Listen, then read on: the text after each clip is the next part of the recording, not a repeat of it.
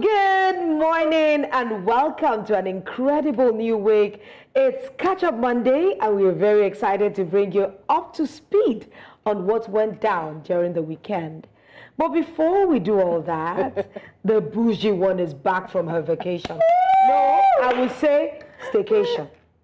Because I'm very aware she stayed put. I think, Just so you know, as far as there's occasion. let me tell you, let me gossip. What happened? Of course, the blessings try to be bougie. But if you know be Panadol, you know if you be like Panadol. Let's see it this way. I gave you more reasons to miss her.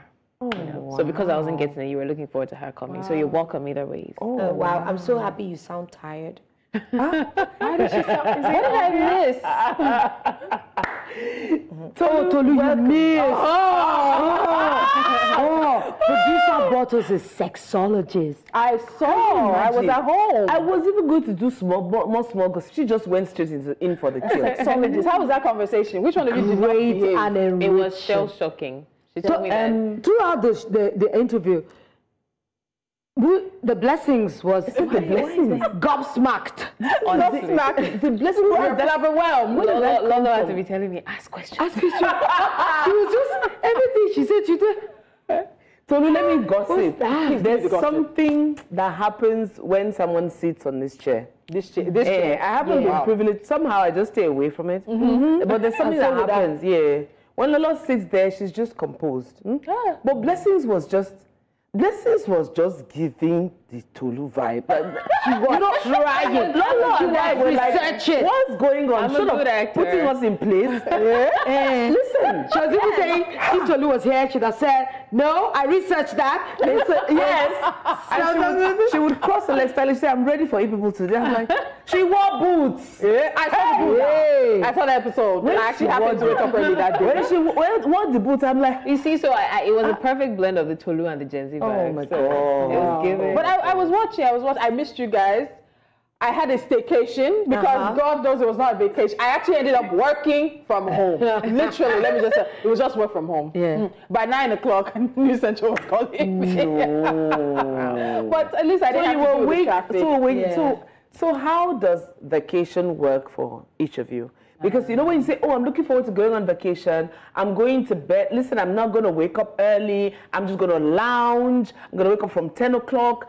How do you guys do it? I understand that probably the first few days, you might still be waking up early. But do you wake up early throughout your entire vacation? So for me, it's not even about waking up early. I feel like it's not a vacation or a leave if I still access my phone as much. I literally throw my phone away when I'm on leave. Like you can. Yes, because I can. Yes, because I can. So anytime I can. Like there was a time I worked as a social media manager. When I go on leave, I hate myself. Like why am I on leave? You know, it was like I was more on my phone. So I'm like, no, let's not leave from me. Yeah, for me, I don't think it's a vacation if you're still at home. Because if you're staying home, that means every other thing will call at you. You still cook. You still attend to the kids. Even if you don't want to wake up, some child will say, oh, mother. Oh, mother. Oh, dearest mother. Yeah, mother, can I get this? Can you do that? Okay, even though they say, Mommy, I'm not disturbing you, I'm sorry. But of course. But that's why even if I'm doing leaves or vacation, my leaves always have to be when Korede is in school. We cannot be off at the same time. Yes. I will go crazy. 6:30, can I have cereal? Why? I've empowered you. Go and make the cereal, make the tea, make the eggs. I've taught her how to do all of that. Why are you waking me up? Korede can make eggs? Yes, no. Yes. Korede was it. So one day we were sitting in the room. My nanny was off or something like that. And she said she wanted eggs. We said, we're coming. We were gisting one gist. 20 minutes, I'm like, this guy has not come back. We went, she had turned on the gas. Oh, wow. Beat the eggs, added everything she wanted to add, had made the egg and bread and tea and was sitting down. Just like, the only thing I ask of you is, when you're using gas, somebody has to be around. Yes. Just be supervised. Yeah. She was done, no? I need to sleep well on the weekend. Because weekending is as close to. But what do you do weekend? Vacation. With vacations. Yeah. On vacation. It was your weekend. It was your birthday Friday. So tell us, what did you do weekend? Yeah. She's setting you up. Stop doing your mouth like that. No, it was. You know, I dressed for you today. I had to bring out some vibe. So tell me, I'm looking at you. Catherine, what is going on? What's the problem? Why would you put me on the spot like this? You see that she's kaloloing. Something's going on, and I will get this gist at the end of the show. It was. You look more guilty like this. Say something. I didn't expect it. We were talking about other things. It was nice. My friends got together, involved my son. They know I won't say no to him because if you call me, I won't pick. So he says, "Oh, I need you. I need you somewhere. I'm stuck on the island." I'm like, "What's going on? Where did you go?" But that's how I carry myself. They say, "But just wear something nice. You know that people who know you. You know." That went and jam surprise party. I swear. Oh, that's sweet. And I say, you. I'm a you. And that was. So it was like throughout. It was like it's good to be celebrated. Weekend. Yes, it is. Sometimes we don't celebrate ourselves enough, and even when people want to do it, don't stop them. You mean that because truly, if I had known, I wouldn't go. You know, I don't like drama. Yeah. So blessings. We have a story for us, right? What do you do? Yeah. What did the weekend? Do? Yeah. Haibo. That's what she was doing. So I introduced Kat to a series, and she loved it. You guys should. Oh, you. Which series? Haibo. Haibo went to South Africa series. Don't worry about it. Yes. But my weekend was restful, really, with my phone under the bed. And ching. No. Ching is a weekday. Weekends, I settle down and I make whatever I'm craving. So what did you make this weekend? So it was just I was craving pancakes, and then I saw this one with banana puree on Instagram, and I tried it. Ooh, it was nice. Even Archer loved it. They're feeding dogs. Yes. Please tell us how he has been. Is he going? Thank you so much for that question. Thank you for the opportunity to express myself and to talk about my child. But don't worry, let's not waste time. Lolo. Does he or she have an Instagram page? Because that's the next. And then she'll now be typing in Archer's voice. My mommy gave me banana. My friend. Is he potty trained now? Is he better? It's better. It's just that sometimes when he wants to test me, he does test me. They should test you because you have bad character. How was your weekend? My weekend, I had my first TED Talk. And they even gave me a plaque. I should have brought it. You really should. Show it off. Yeah, it's on my table in my other office. Then I went all the way to Oyo. I actually took the train for the first time. How was it? It was such a beautiful experience. Honestly, I really desire that things like that work. Because and if it does work, that's another thing. If it does work, it will make our lives really, really easier. Because one would think of, a lot of people don't have confidence in it. Because just feel, I never. Oh my God. Oh, but trust me, their website still needs a lot of work. And you can only pay cash. And no, they stopped that. Oh, you can do POS But the bad thing is, I don't know why to buy a ticket, you have to be verifying NIN. So sometimes it doesn't work. I had to get a friend to help us get the ticket because we couldn't access the NIN. The NIN thing was just giving. Must you buy the tickets beforehand? And that's another thing I didn't like. We went there after work on Tuesday to try and get our ticket. They said, no, you have to come a day to your travel. Wow. Well, we're making incremental progress, I think, in all regards, very incrementally, but I know it's not enough, especially when we see where the rest of the world is. Yes. Absolutely where the rest of the world is. All right, so Blessings, I know there's a story you want to kick off with whatever time is up for this intro. Okay, so I want to ask a question, right? I know that we all have friends who believe in us. We have some that we know that, they don't really have our back like that. But this is the question. What do you do when your belief as a friend pays off? I'll explain. Now, the story is that, let's say your friend who believes in you borrows you 700,000 naira for like a business, a business deal or something like that. Okay, there it is. And fortunately, you made 100 million naira from that same venture. This, my friend, believes in me, Gangan. Yes. And lends me 700. Yes. And I make 100 M. So the question is, what would be your refund to the friend? Would it be the 700K girigi, or because you believe in me, let's split this in 2 ways? No. I'm the one who did the hard work, but thank you for believing in me. So like, I'm not going to give any money. No. So how much are you looking to give that friend? 100 million. It depends on that friend, because remember we've had conversations here where the person you think is a friend is not doesn't actually think you're a friend. And let's be honest, there are people who surprised you. People who you just thought were just casual acquaintances who end up doing more for you than your true, diehard friends. So it depends on the level of the relationship, how long we've been friends. But I'm thinking anywhere between 3 and 5. I might do 3 and then take them out to dinner or give them a nice present as well. I don't want you to get a present from the money. Let me give you the money back and say, this is appreciation. And this is me coming back to say thank you. Then I'll still get you a gift. That's me. What I would do, actually, I would pay the money back so the person understands that this is what. Then there is nobody on this earth that doesn't have a venture they're doing. Wait, you only pay back the 700? No, I said I'll pay back the 700. Then I would make sure, because everybody has something they're investing in. If the person has a business, I will invest in the business for the person. If it's like a rock solid friend of mine, like one of my sixes, and if it's one of my sixes that probably said, Kat, I believe in you, so this money I was saving it for my rent, I'm saving it for something monumental. This is my last money going in my savings, and the person gives me. I will give the person 10% of that, like a tithe. I give the person 10%. What's 10% of 100? 10 million. That's all right. But I said 5. I will give you 10. Like me, what I would give to your investment is because I know that would keep giving for you. Imagine if he has a small business and the business is just worth 3 to 5 million. And I give him like 7 million.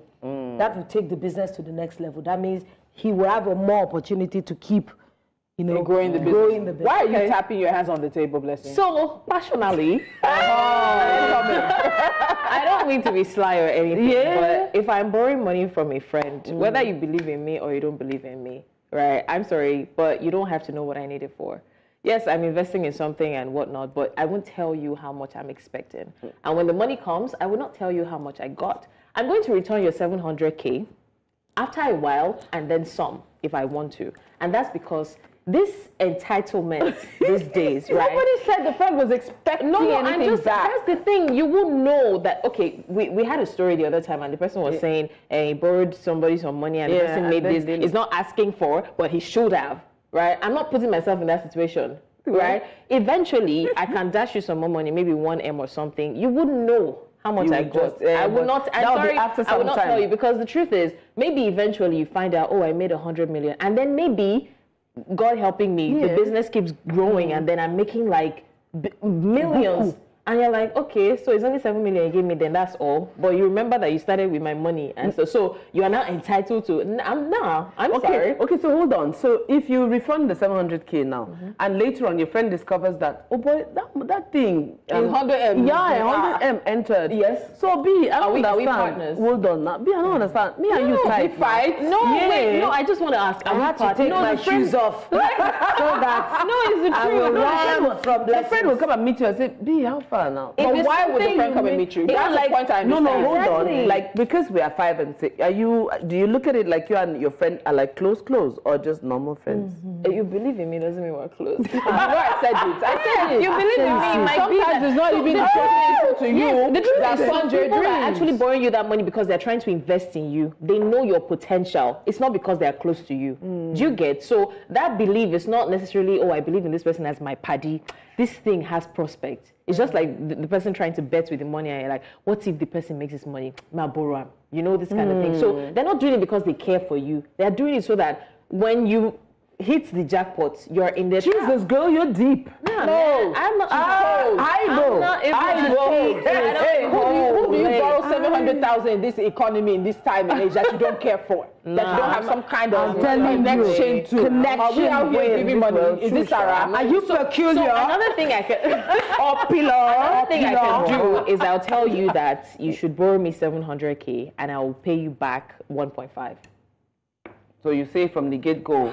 Yes, borrow me 700K, I want to invest in something, I'll give you back 1.5. And the way I operate, whether or not it hits, I'll give you back your 1.5.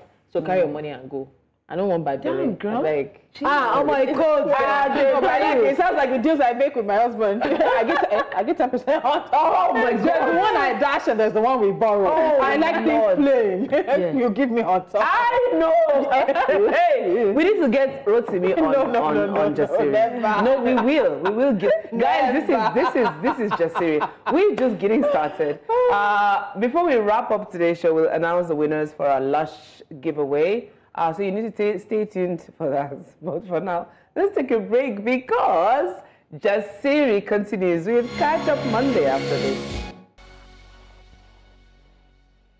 Welcome back. We're streaming live on our social media platforms. We're at News Central TV. You can also use the hashtag Jasiri to be part of the conversations. Now, our first story on Catch Up Monday focuses on the royal visit to Nigeria. I expect to be hearing some kind of trumpets. But anyway, British journalists Kevin O'Sullivan and Christopher Wilson criticized Prince Harry and Meghan Markle's visit to Nigeria. The couple visited Nigeria to celebrate the Invictus Games, which is Harry's tournament for wounded soldiers in Nigeria. Now, the journalists argue that Nigeria does not deserve endorsements from the royal family due to such issues such as female genital mutilation, lack of women's rights, and kidnappings by extremist groups. I can only talk, but it's better if you listen. And I'll tell you this, you all know this, Michael, you've been on enough royal tours. There's no way our royal family would set foot in Nigeria, a country where female mutilation, genital mutilation is rife, where women's rights basically don't exist, where hundreds of kids are regularly kidnapped by extremist Islamic groups. This is not a country that should be endorsed by anyone, certainly not our royal family. And these two neophytes, they're naive in what they're doing. They're making this country look good when it doesn't deserve it.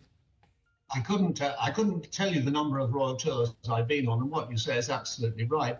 You know, Nigeria, the Foreign Office and the American State Department both say it's a dangerous destination. You must not go there. It vies with Johannesburg in South Africa to be the murder capital of the continent.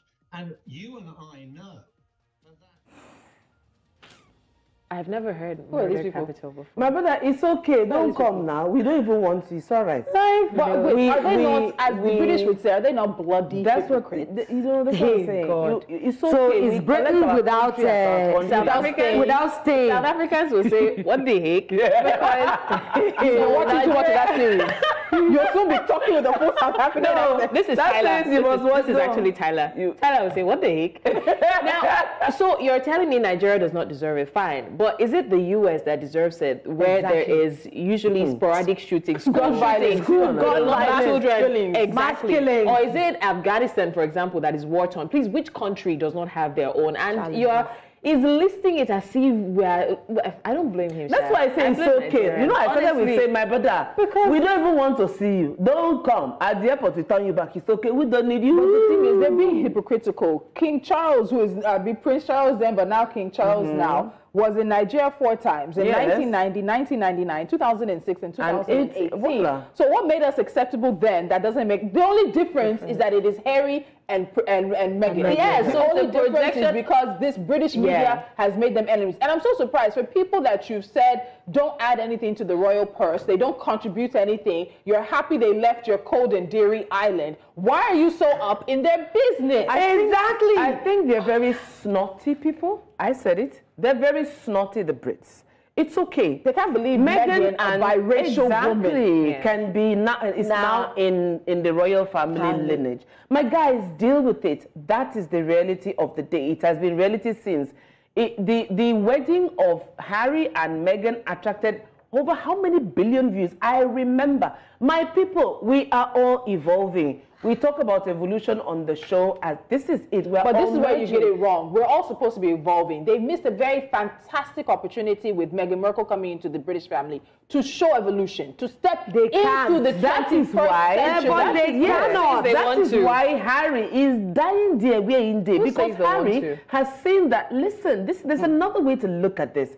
We're expanding our horizons. And whether you like it or not, despite everything that has worked against them, they have stood together chasing the causes that they believe in. But I know that the British aristocracy is dying.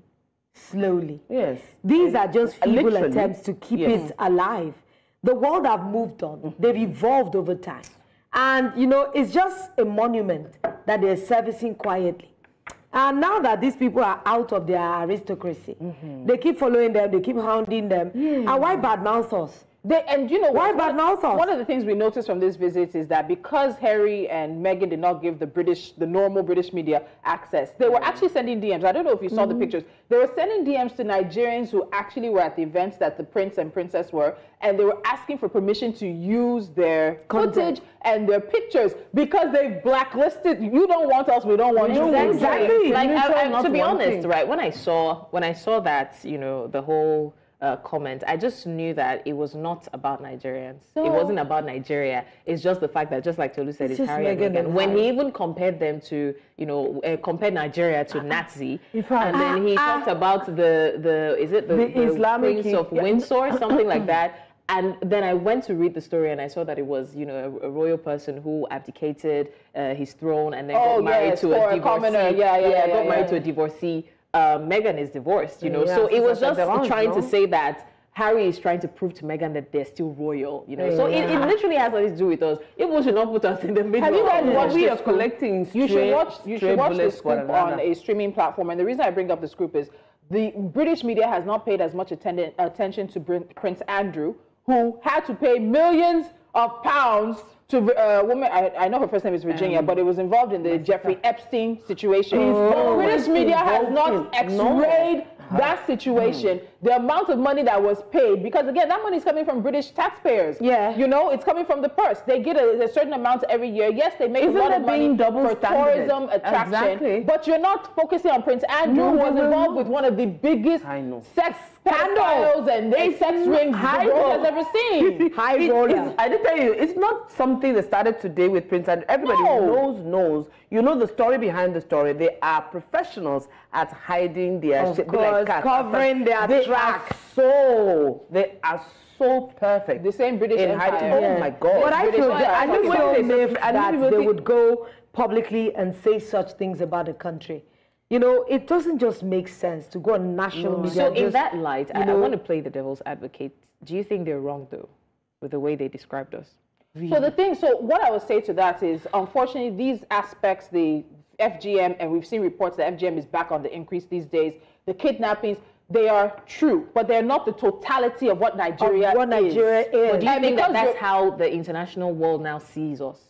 The way I see the British is that they are warmongers and that they're colonialists and that they're responsible for hundreds of millions of deaths. And they have bad weather. No, because I try to look at Nigeria as a whole, and I try to see what other people are seeing, because now you hear people say, so when you hear about some countries, you ask yourself, what is that? When you hear about Afghanistan through the eyes of the Americans, what comes to your mind? Unsafe, insecurity. But you can be walking down the streets of the US and somebody will pull out a gun. But when it is something that favors them, I'm even surprised. South Africa even collected stray bullets. What the heck? What does that mean? You say, oh, it's ranked like, you know, Johannesburg in South Africa. I'm surprised. Wait, was their visit not just the week after a man went on a sword rampage and killed that Nigerian British boy? Yes. It was just the week after. What are you telling me? About that. But don't let us enter. They should not let us go into our traditional. Let's move to our next catch-up story. Did you notice that his face was so red?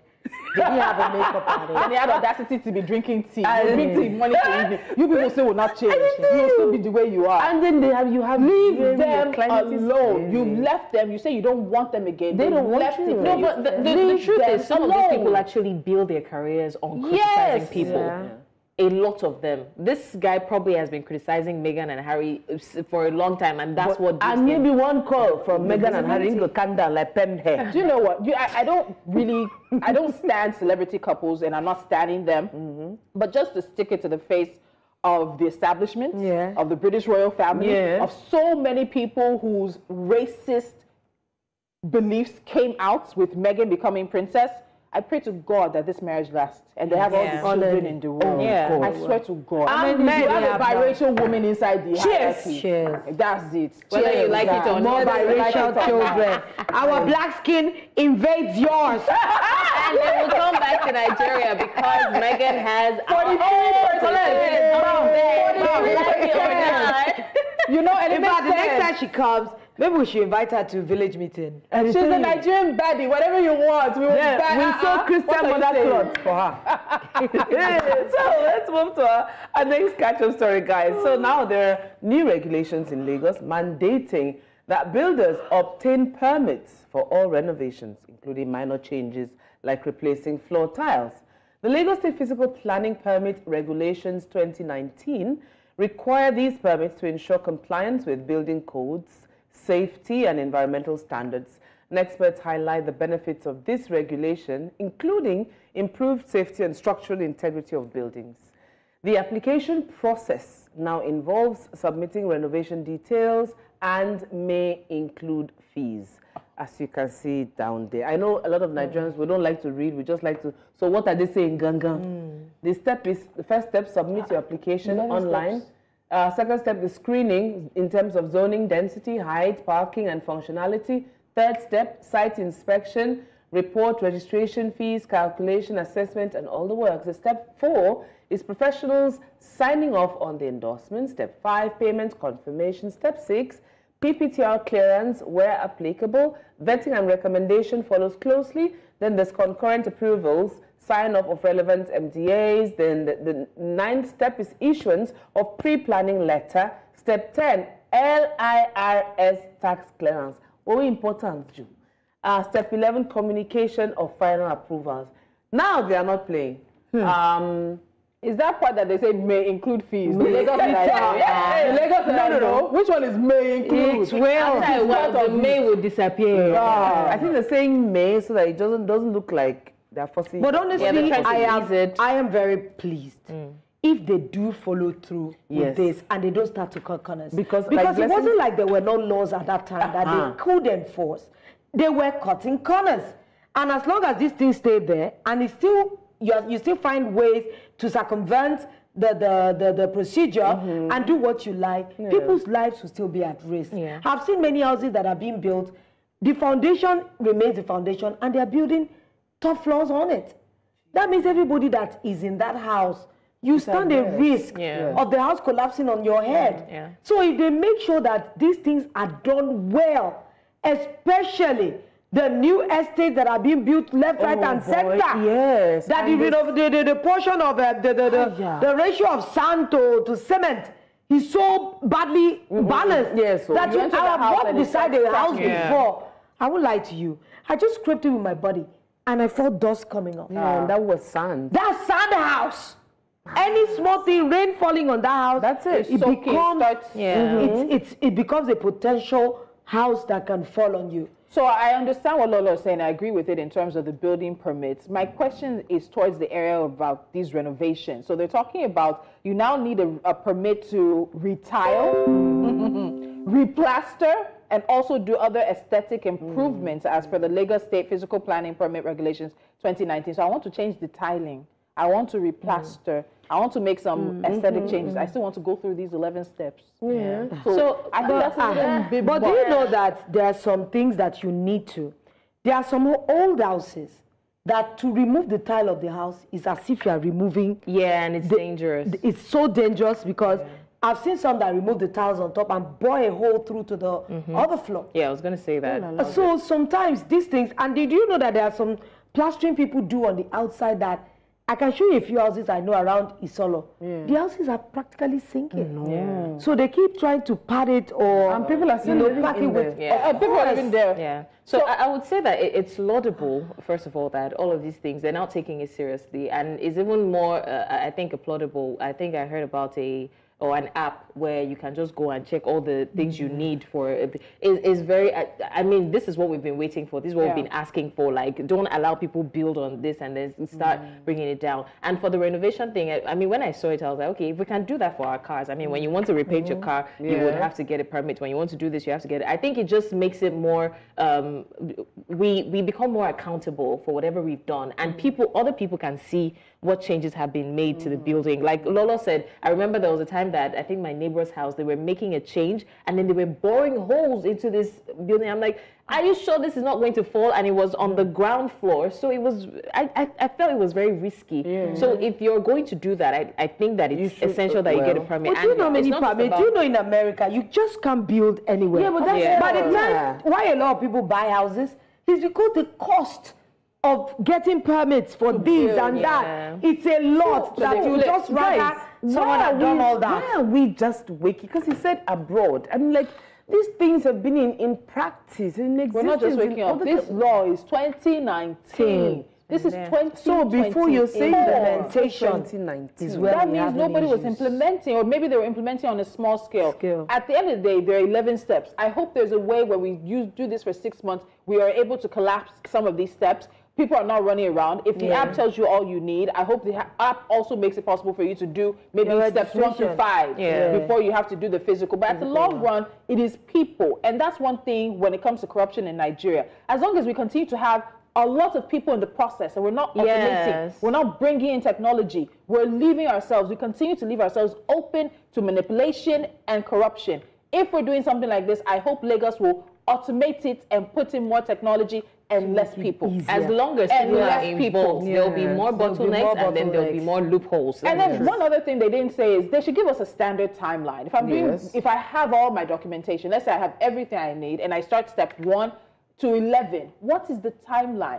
How long is it supposed to take? If I have everything, if everybody is where they need to be. So you're telling me in 2 weeks I can get everything. Is it a month? Those are the kind of things that will also help civil service will not be sweet. You want them to sack a lot of people. Because honestly, we should have moved on to being able to do some of these simple steps on your own. If you just enter this, enter that, enter this, enter that, there should be verification process done. In Nigeria, where their hobby you can even book an inspection online. Absolutely. And just wait at your venue for them to come. But you know Nigeria. If we have not made everything manual, it can never work as it should. When we got to Ibadan to pay for ticket, they said, do you know the guy? Do you know the excuse? He said he's too busy. Doing what? To sell tickets. It's not his father's enterprise. It's a job that he has. His job is to sell tickets. Like some people should be busy selling tickets. Some people literally just tell you, come back later for no reason. Like, you look around, what are you doing now? And that's why, you know, private sector is different. You can't do that in private sector. You can't. You can't. And I want to also believe that aside the whole permit thing and then maybe the fees that will follow, I want to believe that there are also like advisory bodies, right? So I'm coming to tell you that I want to renovate something, and they would see that it's detrimental to the building. They should be able to tell me, oh, this is not allowed. No. But now that they're saying is, I just don't want to come there and just pay for it, and because landlords can now come and do whatever they want, and then they say, as long as I have the permit, they should be able to tell you, no, you can't do this to this building. Yeah. You know? And then, you know, when we had the guest, Honorable Rotimi Akodre, I believe it was, he talked about manpower, because that's the question we've asked them. Estates go up, and then it's after the estate has completed that we're not seeing X. Where's the people? So also, if we're doing a step like this, and you're going to be saying that there should be inspections and all of that, I hope that there is even, I'm just the one who just said automating and technology, but we need the manpower for these inspections to make sure that people are doing what they're supposed to do when they're supposed to. Even if it's to deploy citizens and just, you know, there's a way they can work. Honestly, they can actually have casual workers. People they've trained that anything they need, not necessary. Every time they'll pay you per inspection you do, and you fill in all the relevant paperwork, and that's additional work for some people to do remotely. They already do that when it comes to this is not hard. Traffic. There are people who you just, when they see you do it, they report you, they call certain people. They don't work with the law enforcement, they just report. So, let's see how it plays out. All right, time for another short break, but stay right there because the conversations continue in a moment, and we have the announcement of our giveaway winners right here on Jasiri. Do stay tuned.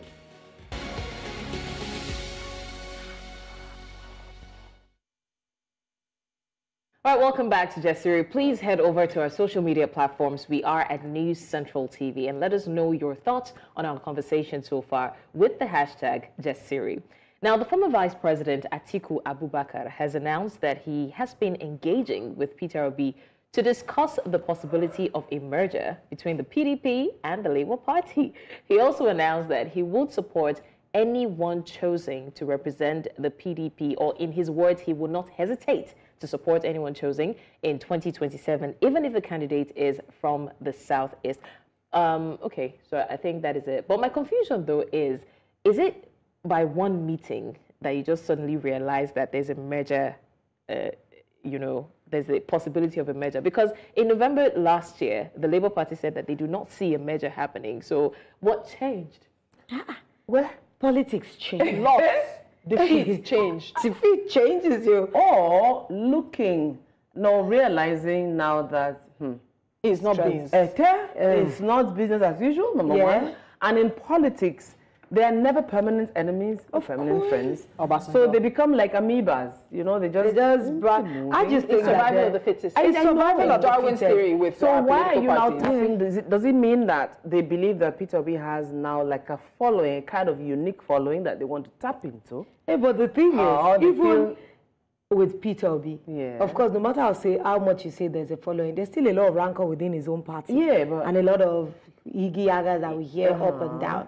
I just think that Nigerian politicians, I think it's high time we begin to raise career politicians. Politicians that are politicians from the beginning.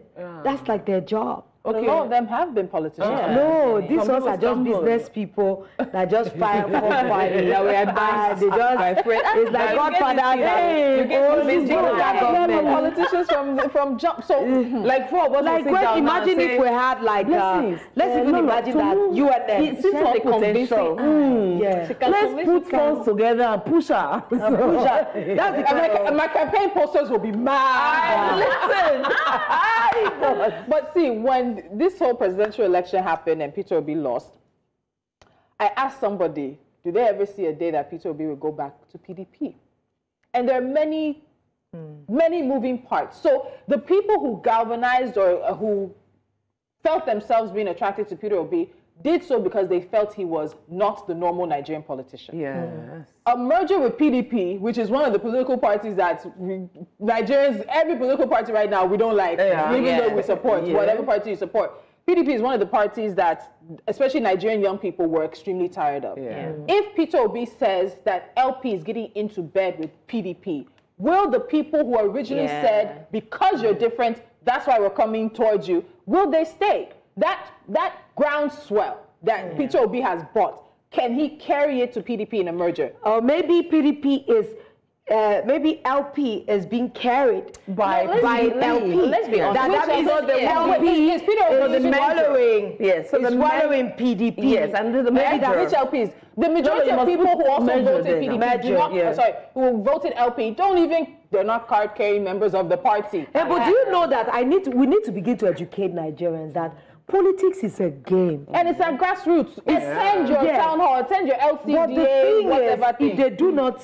sell what they really are to the people, it's no longer business as usual. I'm thinking that we're moving away from just liking a party. We're about the people in the party. And let's be honest, I believe that. So you think people are still very based? Yeah, I think we're still choosing parties on religion, ethnicity, region. I can see the change, but the change is not enough yet for the big change. So the truth is, the parties are there. People have their own, affiliation, and some people have their dislike for the parties. But also, like Lolo said, there are people who respect people because they're independent of certain, or they feel like they're independent of certain parties. Now, having to merge with a party just gives that mindset, because already we know that there's so many people in these parties that do not have a mind of their own. They do not reason for themselves. So it just gives the mindset, because even when I saw it, that's what I thought. Like, it's like you can't rub flour on sand and still use it to make pancake. Really, it's just going to influence you in a way. Wow. So it just someone saw. See, so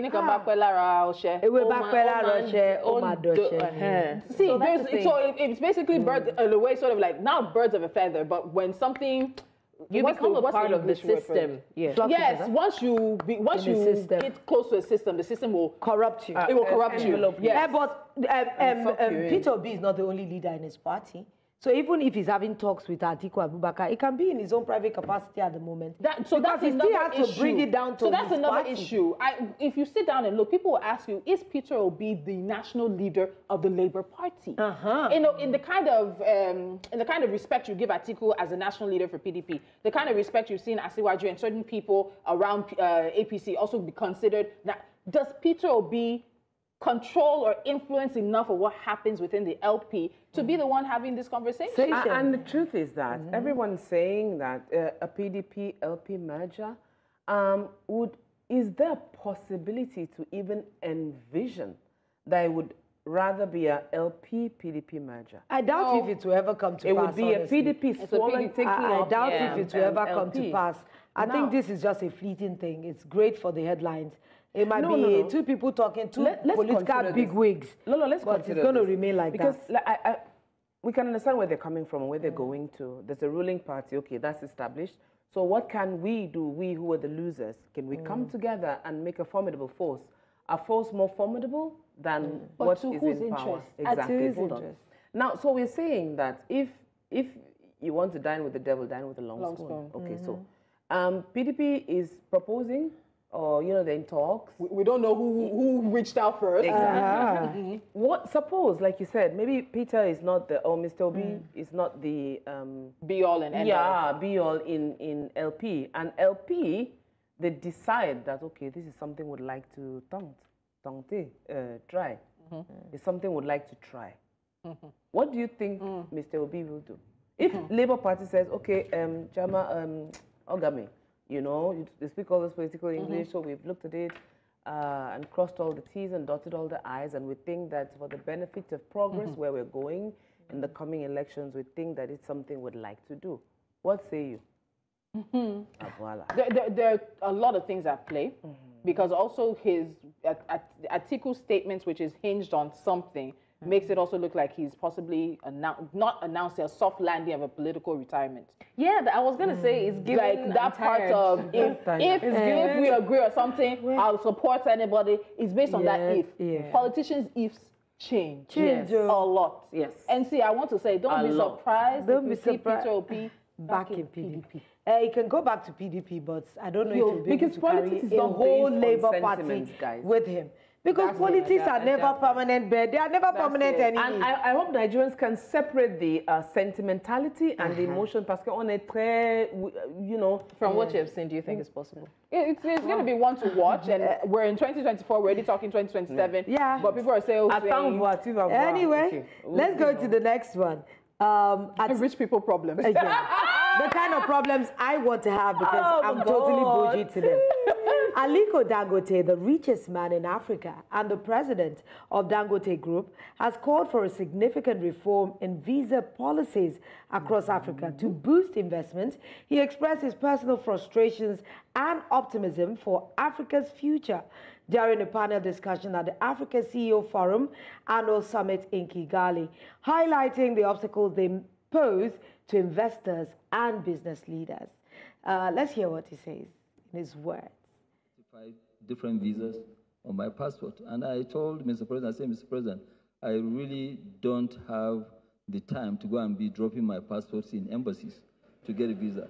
But you see, the most annoying thing is that, yes, if you are treating everybody the same, then I can understand. I can assure you, Patrick doesn't need 35 visas.